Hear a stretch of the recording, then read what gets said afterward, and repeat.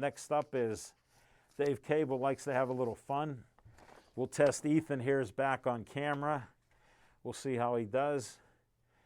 I want you for BPTV. Tell them Uncle Al Levine, the talking machine, wants you for my show. Like Ethan's here on camera. We got Anthony in the control room doing video, audio, and all kind of adjustments to make us look good and sound good. I just met him. He's an intern here, and he's doing a great job. And you can call 412-831-3304. Tell Dave Cable you heard Al Levine say we need you. Next up, another nonprofit, Bethel Park. We'll see how Ethan does on this. Bethel Park Community Foundation has money for you. They're a nonprofit. They've given out $970,000 over the last 25 years. They have from $100 to $5,000 for your group doing great things in Bethel Park. Go to bpcf.org, get an application. When we have meetings again, I'm a trustee. Present your case on why you need some money. So we'll check that out. I wanted to announce another thing. We had this We 21 honors Roberto Clemente. They're going to have a gumbo event August 22nd. Smoking Jim and I are supposed to interview people, and it's with the African American Musical Institute in Homewood. And I have to meet with some people there. They want to talk to me and see what I do. And John's going to be there, Sarah Pear. He's the leader of the group, the nonprofit We 21. They practice after the life of Roberto Clemente and all the good that he did. Look at how he died getting supplies in Nicaragua after an earthquake or something. So, you know, tragic. And he's doing great things with teams and different locations throughout the city and the country. And a good friend of ours, Bill Franciscus, is in charge of his baseball operation there. So another good karma thing with Pittsburgh Sportsline and different people getting together and doing stuff. But it's going to be a great event. And you can order stuff online, like the soup. They're making jumbo and jambalaya, and Smoking Jim's never eaten it, so we got to clarify that. But they're going to do a lot of things that'll be great. August 22nd, they're going to be on Zoom. They're going to have us film maybe an hour, hour and a half show and interview people and things, whatever location we go to, we'll find that out. So stay tuned for that. And then we have a sponsor of What's on Your Mind, Skeets Service Station, 6103 Route 88 in Finleyville, 7 miles from my house. Skeets keeps telling me to come there, but he doesn't believe in masks. And I told him I got 2 strikes against me: kidney transplant, anti-remission drugs for the rest of my life. My immune system's getting depleted every day, and I'm over 60, believe it or not. And he goes, well, you can wear a mask. I go, I'm not being in that office with all you guys not wearing masks. So he keeps asking, but you can go there. He works on lawnmowers, he works on boats, trucks, cars, weed whackers, you name it, hedge trimmers, anything that runs on gas. And he's been working on electric appliances too. So they do that also, and they put on truck beds, all kinds of different things they do there. They even work on tractors, and they have a forge. They have all kinds of things there. 724-348-4715. So check out Skeets Lewandowski of Skeets Service Station. And we're going to start with What's on Your Mind, Smoking Jim Frazier. Thanks, Al Levine, the talking machine. And if you want the green, here's the wind-up. You got to see straight down the middle. Straight down. It's always good to catch one over the shutdown corner, Chip Hainer. That fastball that just went by me will tie in well to my tribute. But hey, let's give a big hand for Ethan. Got his degree. Where'd you get your degree in, Ethan? General studies like me. No, theater. Theater, that's great, man. Congratulations. And Chip, I've been good to see you. Always good to see you. I wanted to help you out last week. I was going to post something on your page, but you only got like 200 200 Facebook friends, so I got like 300 names to get you up to 500. All you got to do is friend them, brother. How's that sound? How's that sound, Chipper? I couldn't even tell you how many friends I got. Yeah, you got like 200-300, man. I was surprised. I Hey, thought you had. Smokin' Jim, will you tell them how you have more friends than I do? Well, you two together, put together. You know how we like to be competitive. I got more friends than anybody in BPTV. I'm number one. I'm the Heisman Trophy winner of Facebook in BPTV. And believe this when I tell you, I'm not gonna break a sweat trying to catch you.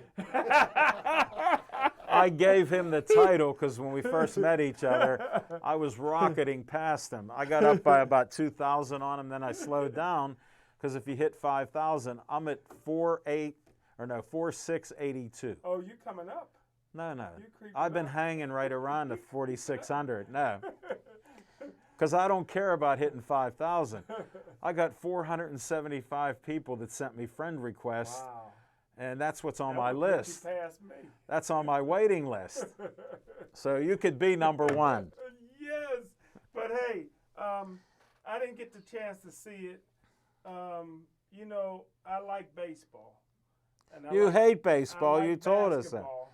You hate them. I like all the unessential sports, but I love football because it's an essential sport. But they did a 30 for 30 on Mark McGuire and Sammy Sosa. I didn't get to see it, but those are two guys that saved baseball. And I tell you what, I always said that Mark McGuire's probably not my favorite baseball player of all time, but he's the only baseball player I would pay money to see. And what they did back in 1998, I'll never forget it. Three River Stadium. Mark McGuire comes up to bat. Boom! Home run. They're showing it on the big screen. And they come back again and show him crushing another one on the big screen at a football game. Yeah. That's how great he was. I got to share a story with you. Yes, sir. My dad likes basketball, loves basketball, lives and dies for it, doesn't care whether it's grade school or pros. Naughty Central. Yeah, he loved it. So we're watching baseball one day, and I go, he goes, we're switching from the Pirates. I go, why? He goes, the national game is with the St. Louis Cardinals, and I love Mark McGuire. That's right. And this is back then. I said, Dad, he's a cheater. He goes, you got to be kidding me. Why do you say that? You said that to your dad? Yeah, because in his locker, he had a big container of creatine. That ain't cheap. Androstine Dion. Yeah, and well, they didn't show that, but they showed the creatine. Creatine ain't So that's a protein. precursor of testosterone. And I know you got to look that up in your Funkin' Wagnalls. Yeah. I'll pull the dictionary out. That went over Here, my head. get the dictionary out. Tell, you know, if I may make a comment, because you know my head is a fountain of useless information. Yeah. Okay, this is a well-known fact. Yes. While Sammy Sosa and Mark McGuire were saving baseball in the summer of '88, they 98. also, Wasn't it 98? their performance in 1998 also is what prompted Barry Bonds to cheat so that he'd never get into the Hall of Fame. You following me? Because what did Barry What's Bonds clear? do? Wait, what did Barry Bonds do in 1998 that got no notoriety? All the notoriety went to McGuire and Sosa. Barry Bonds batted .370 for a season. I didn't know that. And well, there you go. So Barry Bonds had a huge ego, and he's like, wait a minute. If these two knuckleheads are getting all the press, I'm doing what they're doing, and subsequently, Well, let me ask you a question. he became a home run hitter. Let me ask you a question since there's no proof of anything. Let me ask you a question. How much do you weigh right now, if you don't mind? Approximately 200 pounds. 200 pounds. How much you weigh in high school? Probably 150. There it is. 50 pounds. Barry Bonds put on 50 pounds. Here's what I want to explain. His hat size There. doubled. When I was in high school, I was His hat 16. size doubled. Okay, I am just shy of my 60th birthday. A little bit of a difference. Hold it. Barry Bonds' head size doubled. Huh? Everybody's head size good. No, but that really, Barry Bonds had. Yours got smaller. It's like a pinhead now. Barry Bonds had a huge ego, and he was the best player in baseball at that time, and he was getting no ink because the steroid boys were getting all the ink for hitting home runs. Subsequently, What He era did they fixed call that era? the What era? steroid era. But yet and still, Here's what happened. Yet and still, They it was needed to cheating. increase the fans of baseball, so the owners did what you do. They looked away. it wasn't illegal then, right? There was no testing. Let me explain something. You can get steroids legally if you need them. If you don't go to a doctor and you get steroids because you don't need them, that's illegal in our country. That's a federal law. Wow. So actually, you're breaking the law. And then here's what's unusual, even though there's no proof, where Barry Bonds got the clear from was the guy giving everybody else steroids throughout the country. He got busted for it too. I forget his name, but his company, From Balco. yeah, his company got busted. And that's where Bonds bought this stuff and talked to them about it. You think that's proof? 100%. Just like you driving a car, if I see an old beat up truck and then I see in a black little mini car, I don't say that's a nice truck. It's a car. Getting back to my dad goes, "Oh, I love McGuire, you know how he hits." And I go, "Dad, he's juicing." He goes, "How can you say it?" I said, "Creatine's a precursor. Wait till the truth comes out." Wow. And sure enough, it did come out. Just like I told people about Lance Armstrong. I said they've been doing blood doping for years, and that's not supposed to be good. And then all his guys after him got busted for taking stuff, supplements, and they said where it was at in his refrigerator. Wow. So I don't know if that's proof or not, because I know you're drinking out of the same milk carton that 5 people in your house are. And you didn't know there were steroids in there. I'll wrap up here with 2 more things.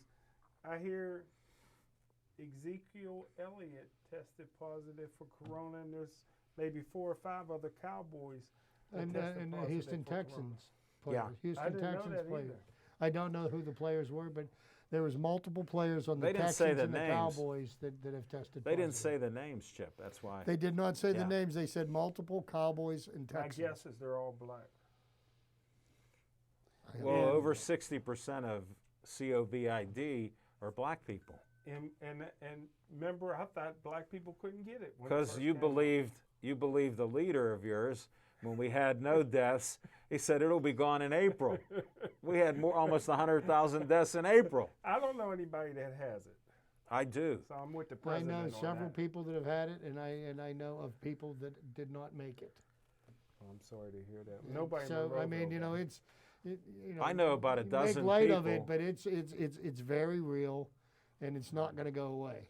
Smoking Jim, I know about a Nobody- dozen nobody in people. Monroeville has A it. dozen of my friends have had family and other relatives that have died of it. Other friends here in Bethel have had it and recovered of it. My daughter's best friend at Montefiore was exposed to it, had to be in quarantine for 2 weeks. So I know people that are sick. That's why I believe in wearing a mask around people with I don't know. In Monroeville, we never even shut down. But lastly, I'm sorry. Go ahead. No, go ahead. Go ahead. Lastly, Hold it, Monroeville, your guy that owns Monroeville Mall said just come in, don't wear a mask. nobody has it in Monroeville. I don't think you look at any stats. Go ahead. Like you ignore it, out of sight, out of mind. And finally, what good is a warrior without a war? Would it bother any of you guys if Mike Tyson or Roy Jones Jr. or Vander Holyfield died in the ring? They're coming back. Hey, it's in their blood to fight. Fight to the end. The gladiators used to do it. Thumbs up, thumbs down. Smoking Jim, I'm 180 degrees away from you. I don't want to see anybody die. Even if I don't like somebody, I don't hate them. I don't want to see anybody die. But that's what they want to do. You can't stop them from fighting. Here's what you do when They're you gonna raise fight till they die. when you raise kids and they do something wrong, you stop them. And they're childlike because you know you are too. So you have to be stopped. That's why you talk about your dad disciplining you, because you would run free. Yeah, his belt should be in the Hall of Fame. Definitely. And look what he did. He failed. But lastly, You said 2 things. Oh, this Yeah. is 2A? in Saudi Arabia, they already signed a 2-fight deal. Tyson Fury and Anthony Joshua, who I think is one of the top 5 fighters of all time, They're going to fight for $70 million, and the rematch will Just be tell probably me, for over $100 million. In all honesty, Saudi Arabia. you won't tell your age, but tell Tyson's age because he was born on my birthday. Mike Tyson? Yeah. I think 53. 54. 54 now. No, he'll be 54. I don't know whether it'll be 54 Yeah, or he'll 55. be 54. You guys, that's right. You guys shared the same birthday. Because you found that out a few years ago. Yeah, that's right. Yeah. I forgot June 30th, right? Yeah, now Or you is it know. October? No, Tyson's in October. That's right. Your other birthday. And that's what's on my mind. June 30. Thank you, Smoking Jim. Chip, what's on your mind? Well, thank you, and it's good to be back. A couple of Was you off 3 weeks? 2 weeks, extra long work hours, a little understaffed, and I'm picking up a lot of extra responsibilities. But You should have called me. Oh, why? And have more work to do. But anyhow, you know, right now, I do have to applaud the NHL, the NBA, the NFL, and other sporting leagues that are attempting to make plans to open up. And even though they may be opening up without the benefit of fans, I applaud their efforts. However, I just don't see how this can possibly work with all of the cases of COVID-19 continuing to increase, especially in the states that have opened up. And now, as Jim mentioned earlier, there's players on NFL football teams that are testing positive, and I just don't see how this is all going to work out. But all of that aside, at least all of these sports leagues are making an attempt to go forward to give people hope that there will be live sports at some point or another this year. And then you've got Major League Baseball. Here you've got what I call the battle between the billionaires and the millionaires. And, you know, it's really, really sad that these two groups of people can't even make an attempt to try to make it seem like they are collectively bargaining in good faith. Is that a good way to put that? exactly. You couldn't have said it any better than I did. Because there is no good faith bargaining going on between baseball and the Players Association. Now, sure, you could point your finger at the greedy owners, but I think the owners of the franchises are really astute businessmen, and they're looking at the big picture, where the players have a very narrow focus, and you know, they have one demand that they absolutely will not back on. So here we sit, and as we sit here right now, today, June the 16th of the year 2020, I get the feeling that we will not see baseball played this year. Yes! Okay, much to my chagrin. I would love to see baseball being played, whether there's fans or not. But you know, I think the owners have evaluated this, and I think that they will ultimately lose less money if they don't play. And the players not backing off their demands for 100% of their prorated salaries, and you know, offering to share in the losses with the owners. You know, the owners, if they choose not to have a season, all of the agreements that they made on the March 26th agreement, which would give the players 1 year of service, as well as a portion of their salaries, will not be available to them. So now guys that could have been 1 year closer to free agency would be 1 year further away from free agency if baseball is played next year. And next year is the last year of the current collective bargaining agreement. So will the ill will from what's going on this summer carry over into the winter? And will we see baseball next year? You know, we've got a bunch of adults that are acting like a bunch of children. They're refusing to come to some kind of compromise because negotiation, as Al will tell you, he's done union negotiations his entire life almost. Yeah. That, you know, it's give and take on both sides. You can't have it all one way. And you know, and this is the reason why billionaires are billionaires. Okay, that's a B, not an M. Millionaire baseball players think that they're going to beat some of the most astute business minds in the world. And it's a recipe for disaster, and it's breaking my heart. I just want to see baseball being played again. And unfortunately, I don't believe I'll see it this year. That's what's on my mind. Question. Before we go to Al Levine, the talking machine, are the Pirates keeping your season ticket money? I was given the option that I could get my money back for the tickets for the games that had been canceled. Really? Or if I wanted to, I could let my money ride. And after having a discussion with my partner, my wife, we decided that, I've been a season ticket holder 10 years now, and I'm going to be a season ticket holder for 11 years come next year. So if I don't see baseball this year, then my tickets for next year are already paid for. And that really won't be any money out of my pocket because that's money being spent. And if I got the money back, I'd find something to spend it on, and I'd be stuck having to pay for my tickets again next year. So I'm going to let my money ride, and when there's baseball again, I'll still have my ticket package and my same seats. One more question. Go Al, ahead, the talking Smoking machine. Jim. Now, do you feel bad for baseball players, basketball players, and the hockey players if they do have a season, will have to give up their summer, sacrifice their summer, and then what would they do? Have a week off and start training camp all over again? Well, I feel bad for that. you asked me seriously. Mhm. Do I feel bad for them? Not a bit. I would chop off one of my arms to be able to make what they make in 1 year. Are you kidding me? And if they're going to complain about having to work to earn their money, they're falling on deaf ears here. And like you said, you've always agreed with me that they should shut down baseball, basketball, and hockey and just concentrate I don't. on getting the football Personally, season Jim. going. Who even agrees with you? I know personally, Jim. I personally don't see how they're going to be able to play football because you have you have to think down the road here. What is going to happen as players are testing positive while they're playing and practicing with one another, and who are they going to infect, and how are you going to control that? And then you have to talk about how level is the playing field. Say the Steelers lose Ben Roethlisberger, Juju, Deontay Jones, James Conner because they tested positive. They lose T.J. Watt. They lose Bud Dupree. They can't play. Bring in the scabs. Like So they did no, with and we Flecky. go against play another team that nobody's sick, and they get to play their full roster against us. Is that a fair option? Yeah, it's fair. No, it isn't. So Hey, I went down. I don't know and how watched that's it. going to work out. I Jim. went down and enjoyed watching the scabs play when the No, guys you off the didn't. street. No, you didn't. Yeah. You did not. You know what, Pinocchio? If you didn't have that thing around your ears, that mask of yours. Enough of these questions. What's on my mind? We'll go to what's on my mind.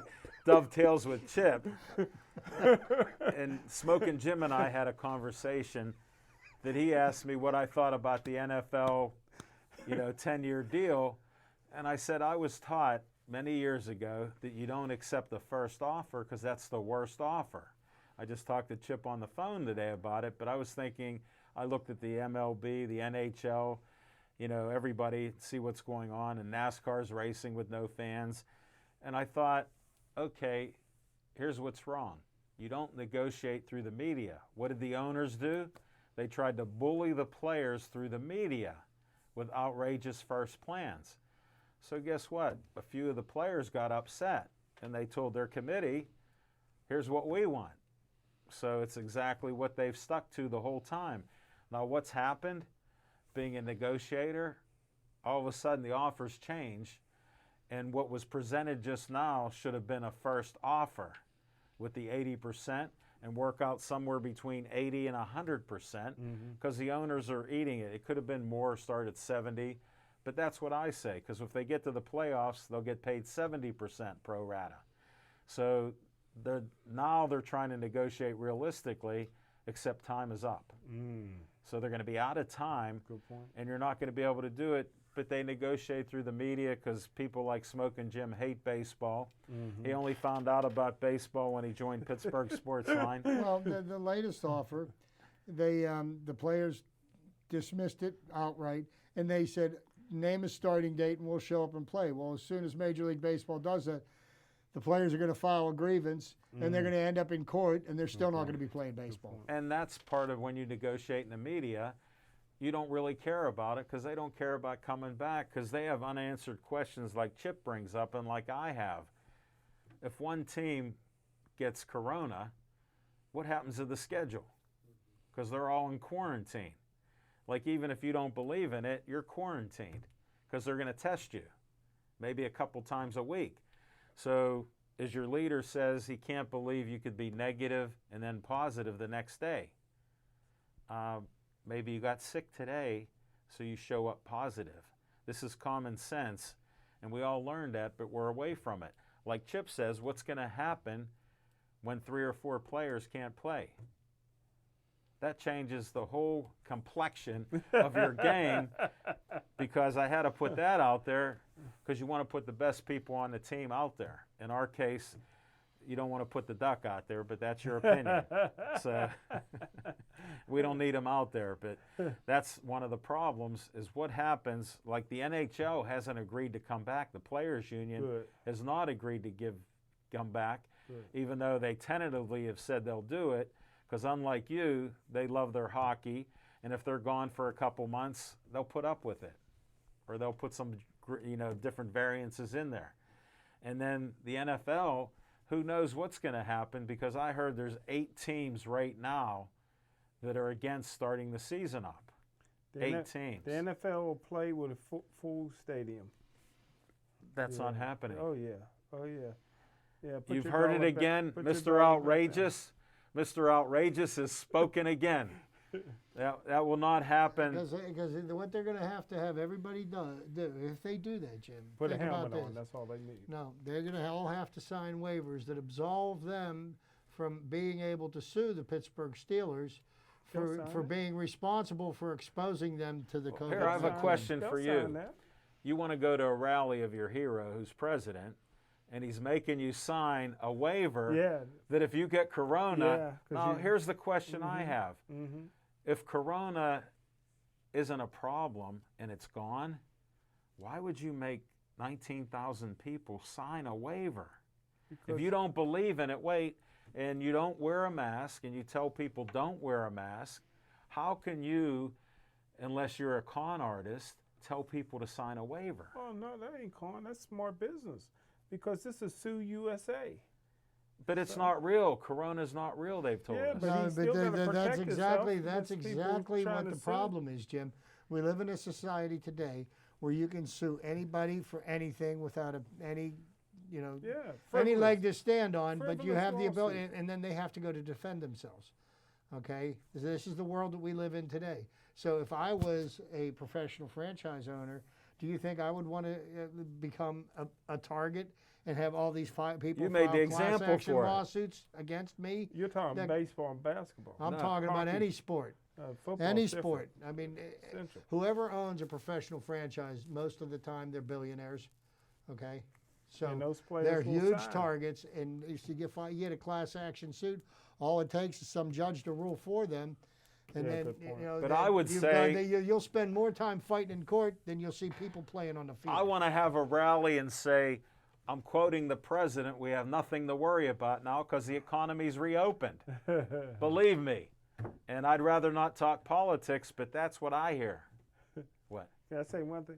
You mentioned NASCAR. Yeah. Who's the black NASCAR driver? One Bubba guy. Wallace. Bubba Wallace. Okay. Now you know. Yeah, I know. We're going to come back with some fiction and fact from Smoking Jim's Almanac. Don't change that dial. Here in the row, and here's Yager with the punt.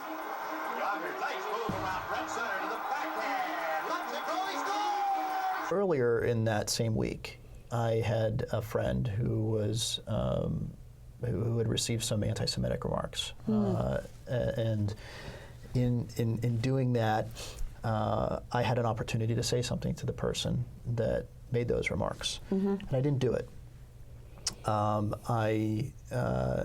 I can think back to that morning, and I was getting ready, and I was thinking, am I going to say anything? What should I say? What's the right message to say? And I didn't. And then this happens 2 days later.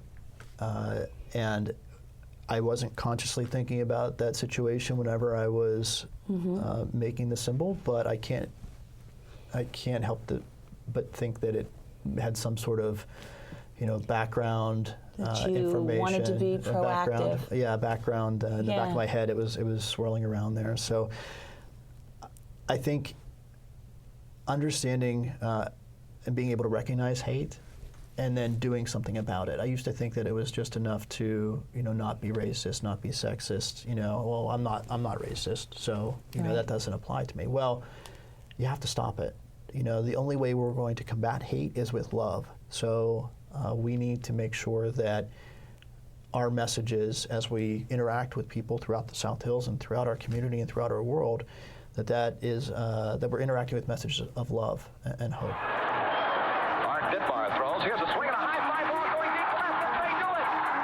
Back to the ball goes down. It is over the fence, home run. The Pirates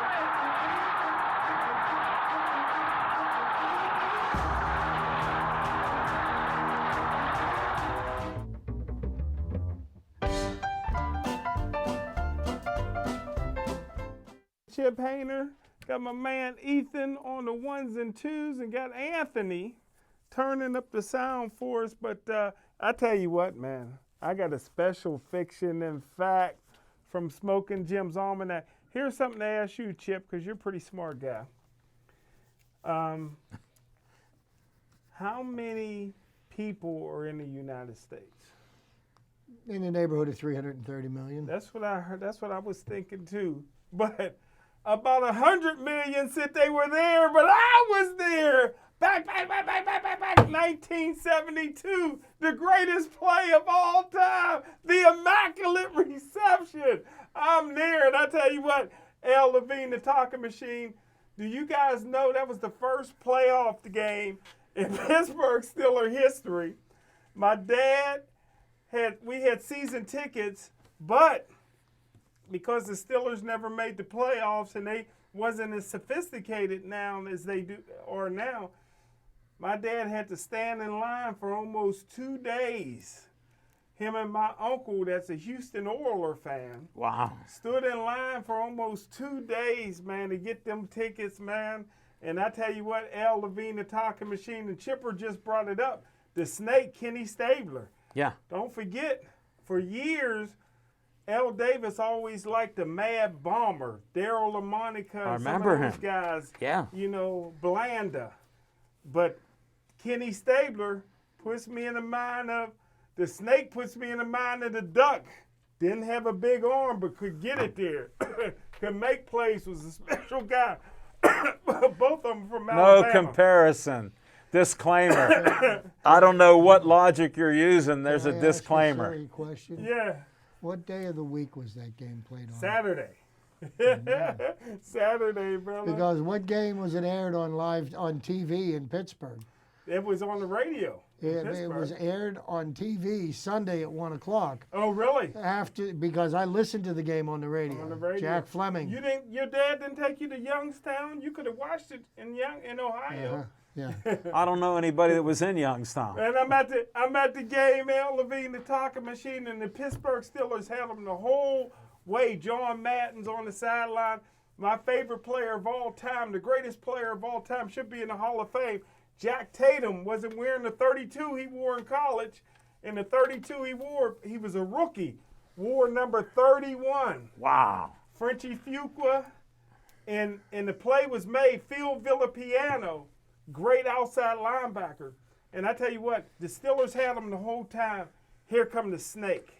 Snake does a bootleg late in the game. Back then, we didn't have a 2-minute drill. Bradshaw didn't even have a chin strap. He just put his helmet on.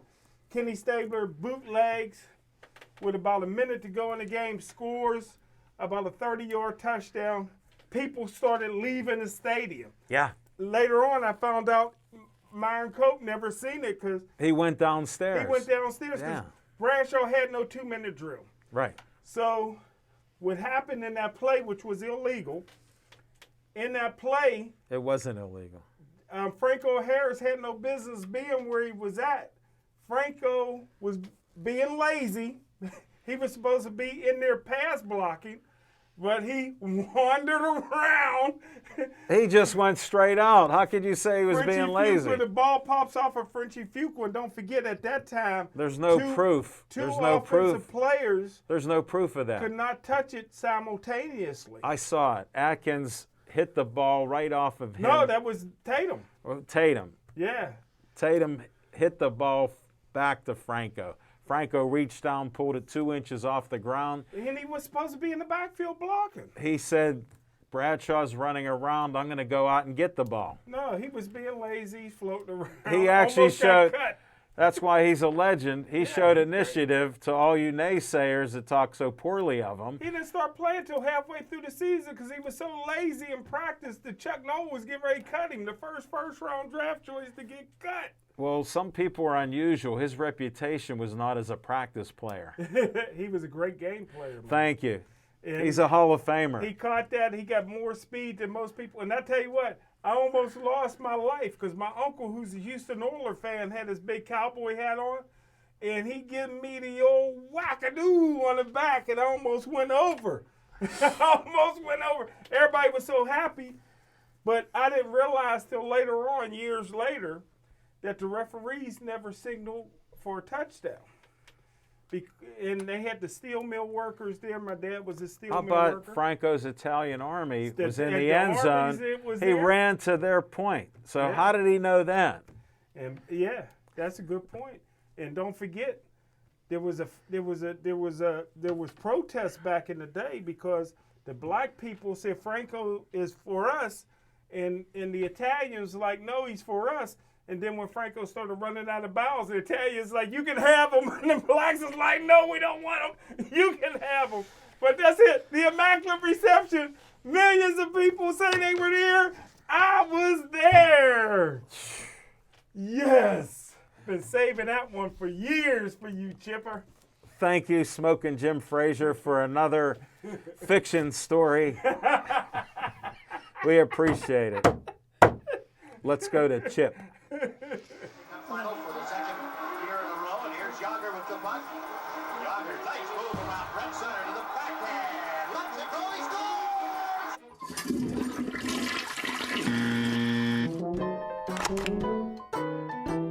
scores! Hello, my name is Mike Pompicelli. I'm here to talk to you today about a topic that most individuals do not think about, but as of late, it seems to become an important issue given the fact that this COVID-19 virus has generated a crisis that stemmed a large purchase of toilet paper in most of our markets. This product seems to be the most sought after. I'm not certain that many people need 1,000 rolls of toilet paper, but it is a necessary product. But I'm here to talk to you today about what we should and should not be flushing down our toilets. It is imperative that individuals who have purchased alternative products because they can't get toilet paper on the shelves today understand that many of these products say perhaps flushable on the side or in the directions, but that doesn't mean that they should be flushed down the toilet. Like a lot of other products, baby wipes, paper towels, Kleenexes, all these products are considered non-biodegradable. And what that means is they do not degrade down readily easily. And therefore, the process, by the time they are flushed and reach the treatment facility, they may still be intact, unlike toilet paper, which degrades really easily and does not cause a problem to the sanitary systems. You begin to flush these products, and over time, they could possibly build up either in your sewer lateral or in the sanitary main system. These buildups will eventually become backups and could be costly to the homeowner down the road. If you are unsure what to flush or not what to flush, on our website we have created a list under Do Not Flush, which states items that seem to be relatively self-explanatory what not to flush down the toilet. The only things that should be flushed down the toilet are human waste and toilet paper. That's it. Anything else should go into the garbage. Other products that are on the list that should not be flushed down the toilet are also some of the products that you shouldn't be pouring down your sink drain as well, and that's grease, some products that fish waste and things like that. Those are products that you shouldn't also be flushing down the sanitary system, and that's where the kitchen sink leads to as well.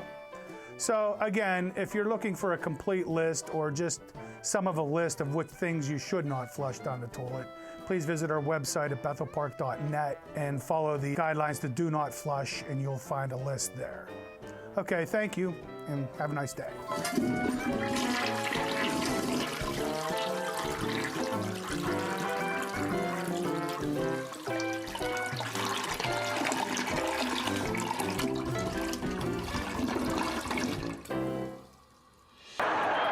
Art Ditbar throws. Here's a swing and a high fly ball going deep left. If they do it. Back to the wall goes Belli. It is over the fence. Home run. The Pirates win.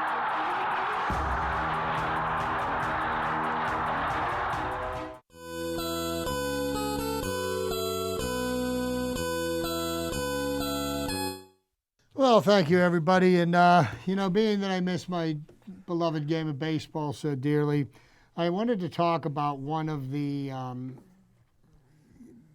more famous years in the game of baseball, a year that changed the game closer to what we see it as today. And that was a magical year, the summer of 1968. 1968, Major League Baseball season. It was contested from April 10th to October 10th, 1968. It was the last season of the traditional two-league system before each of the leagues were split into divisions for the following season. It featured the most dominant pitching year of the modern era in the first season of the Oakland Athletics, having moved from Kansas City after the I 1967 remember that. season. Yeah. The 68 season was the last year of baseball's You didn't follow pre-playoff era, in which the team that finished in first place in each league went directly to the World Series to face each other for the World Championship. Following the addition of expansion teams in 1961 and 1962, the regular season was extended from 154 games to 162 games. In order to maintain a 162-game season, a playoff system was developed following the addition of expansion teams in 1969. So the thing that made 1968 such a significant year, it was considered to be the year of the pitcher. In Major League Baseball, the trend throughout the 60s was increased pitching dominance caused by enforcing a larger strike zone, top of the armpit to the bottom of the knee, beginning in 1963. The delicate balance of power between the offense and defense reached its greatest tilt in favor of the pitchers in 1968. During what later became known as the Year of the Pitcher, Bob Gibson set a modern earned run average record of 1.12 earned runs per 9 innings and a World Series record of 17 strikeouts in Game 1, while series opponent Denny McLain of the Detroit Tigers won 31 regular season games, the only player to reach the 30-win milestone since Dizzy Dean in 1934. Don Drysdale of the Los Angeles Dodgers pitched 6 consecutive shutout games in May and June, ending with 58 2/3 scoreless innings. Mickey Lolich won 3 complete games in the World Series, the last player as of today to do so. Louis Tiant of the Cleveland Indians had the American League's lowest ERA at 1.60 and allowed a batting average of only .168, a major league record since broken by Pedro Martinez. Both MVPs for that year, American League, National League, were both pitchers. 339 shutouts were recorded in 1,619 regular season games. The St. Louis Cardinals alone pitched 30 shutouts, the most in the majors. 472 runs allowed by the Cardinals led the major league that year and remains the lowest total ever recorded by any major league team in a 162-game season. Hitting was anemic. Carl Yastrzemski of the Red Sox had the lowest batting average of any league champion when his batting average of .301 was good enough for the American League batting title. The American League's collecting slugging average of .339 remains the lowest since 1915, when the game was still in the so-called dead ball era. While the collective batting average of .230 is the all-time lowest, the Chicago White Sox scored only 463 runs during the regular season and were shut out a league-high 23 times. Both of these totals are still all-time records in the era of 162-game season. So, after the season, the Rules Committee, seeking to restore balance, restored the pre-1963 strike zone and lowered the height of the pitching mound from 15 to 10 inches. 4 expansion teams joined the majors. 1969 batting averages returned to their historical averages, and never again would pitching have as large a statistical average over batting in the major leagues. So, Hey, Chip, one trivia point. With as good as Bob Gibson pitched, he was my hero. I was 12 years old that year, and I was pitching in Little League. He was my hero. How did he lose 9 times that year? he lost a lot of 1-0 games. That's my point. Wow. Okay? 9 games. See, I know a little trivia too. Smoking. I see. Jeez.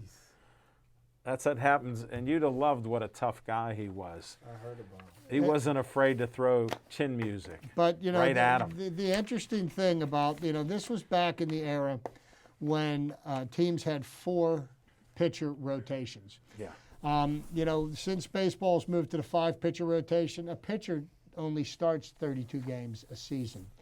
Denny McLain Won 31. won 31. Okay, and the interesting thing about this is that, you know, in '69 the averages went up, but you think about one of the most beloved teams that I've ever followed my entire life was the 1971 Pittsburgh Pirates Yeah. for a lot of different reasons, but I think the most tremendous thing that they did that year was the Pirates played the Baltimore Orioles in the World Series.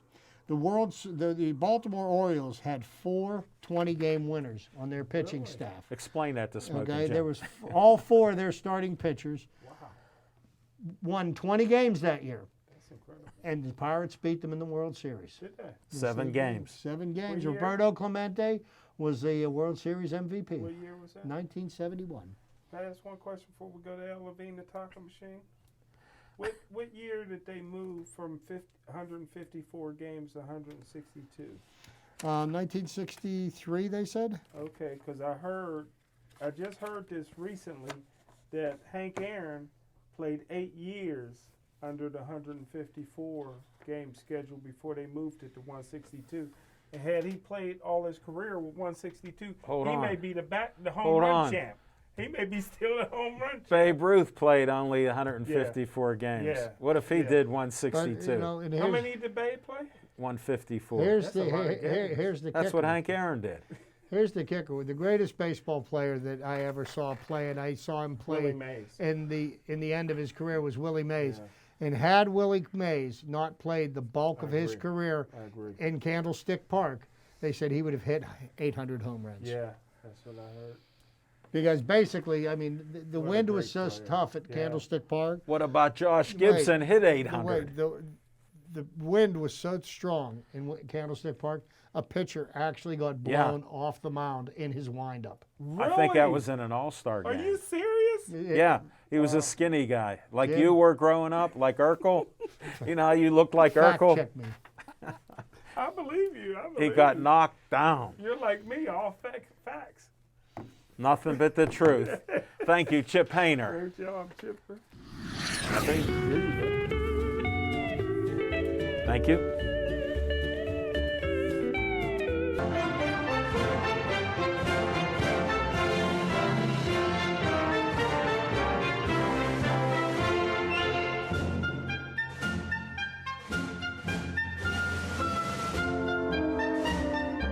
Hi, Bethel Park. Uncle Al speaking. I'm asking you to come help us behind the scenes at BP TV. We're looking for some proud Bethel Park residents to help us make the shows that you want to watch. For more information, contact Station Director Dave Cable, and we will see you behind the cameras at BP TV.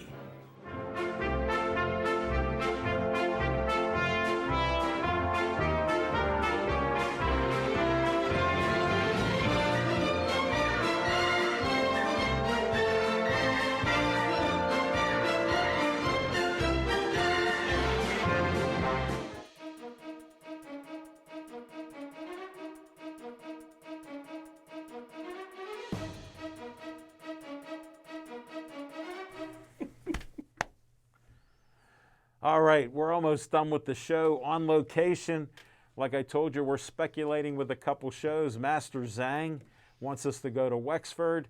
John Serpere wants us to go to Homewood. And that's what we're looking at in the next couple months. Mark your calendar, August 22nd, and maybe something before with Master Zhang. We're going to end the show with Chip wanted to bring up a couple points, and then we're going to end this quickly. Well, you know, this past weekend, I happened to catch a few minutes just out of a morbid curiosity to what sporting events will look like with no Sure. fans. And I was watching a golf tournament, and, you know, golf's tough to watch in the first place. But with no fans and no, oohs and ahs, and it left a little bit to be desired. And it'll be interesting to see these other sports played with no fans if they're played. Yeah, I got to see how much time. How much time do we got? No time. We're out of time. That's what my clock went off. You could see I wear a clock. Stay Joey strong.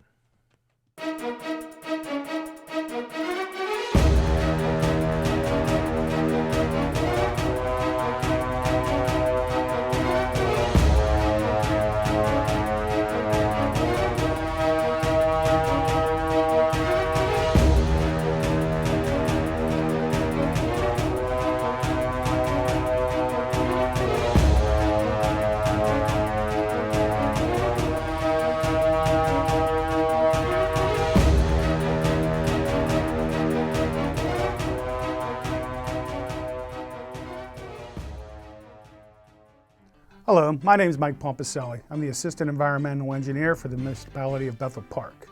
I'm here to discuss to you today about smoke testing and how we may be in your neighborhood within the near future to be conducting these smoke testing projects. The municipality has what is considered a separated system. What that means is we have a sanitary source system and we have a storm system. The smoke testing is designed to test the sanitary system. And what it does is it basically, anything that should be connected into the storm system should not be connected into the sanitary, i.e. catch basins are connected into the storm system, your downspout should go into the storm system, or your sump pumps. Now, if we find out they're connected into the sanitary system, that would be considered a violation. The sanitary sewer system at Bethel Park is considered a contained system. What that means is only water that should be conveyed through the system is wastewater, i.e. shower, laundry, toilet, etc. The system itself was designed to convey wastewater according to the number of dwellings connected to the system and transmitted to the treatment facility. During normal weather conditions, the sanitary system functions as intended without issue.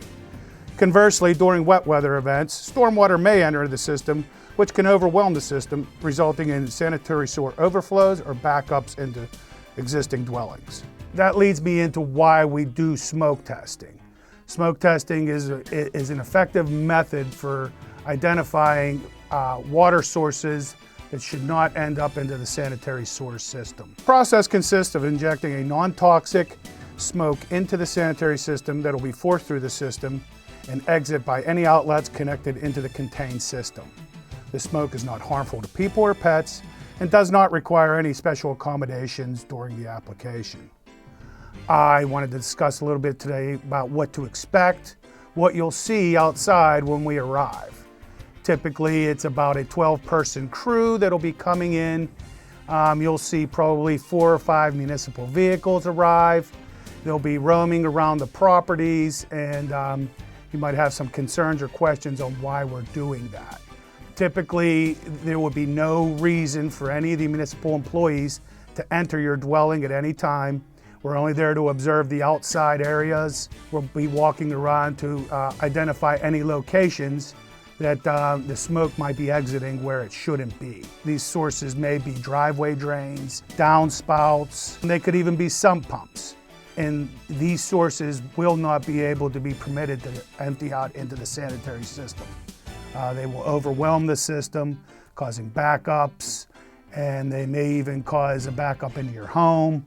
They can cause sanitary sewer overflows out of the manholes. What it does is these extra sources, this extra extraneous water, it overwhelms the system. It eliminates a lot of the volume that the wastewater sanitary sewer was meant to take. When we conduct the tests, probably a week prior to, you'll receive a mailer, and this mailer will indicate everything you need to know about the smoke testing. It'll tell you some of the procedures that you need to take. Inside your home, you have basically 2 traps. You'll see one inside your garage, it's a vent. You'll have another one typically in your laundry room. These vents should be exposed in case any water does come from your wash tub or things like that. It's supposed to go down these drains. Well, what happens is sometimes these drains dry out, and when we do the smoke testing, they're tied into the sanitary system. That smoke might have a chance to migrate, come back through, and possibly get into your home. Now again, this smoke is non-toxic, it's not harmful to humans nor pets. It's just an opportunity to migrate into your home, and you don't want that to happen. So if you could fill your traps with some water prior to the testing after you receive the mailer, that will help from this smoke getting back into your home. If you're not sure if your trap is holding water, just put a wet towel over it. That will also contain the smoke as well. If a violation was found on your property, you'll receive a letter in the mail. This letter will indicate what the infraction was, and it'll give you a good time frame in which to make the repair. Sometimes it's just a simple, you need to raise your fresh air vent because it's taking in water that way. But it could be more elaborate that you have a driveway drain that's tied into the system. Again, like I said, when you see us coming into your neighborhood, there'll be a convoy of municipal vehicles. Each individual municipal employee will be identified by some type of emblem on their jacket of the municipality of Bethel Park. The reason we need so many individuals is because the large span of the area that we need to observe. So people will be walking around in your yard, they're not spying on you. This is just to be able to observe any smoke that's coming out of any possible area that we need to identify and possibly either fix on our end or have the homeowner fix it themselves. Again, there's no need for a municipal employee to enter your said dwelling for any reason unless you have a situation that you want somebody to see, and therefore you can contact me, and you can contact me at any time. Again, my name is Mike Pompicelli. I'm the Assistant Environmental Engineer with the Municipality of Bethel Park, and our phone number here is 412-831-6800, and my extension is 241. Thank you.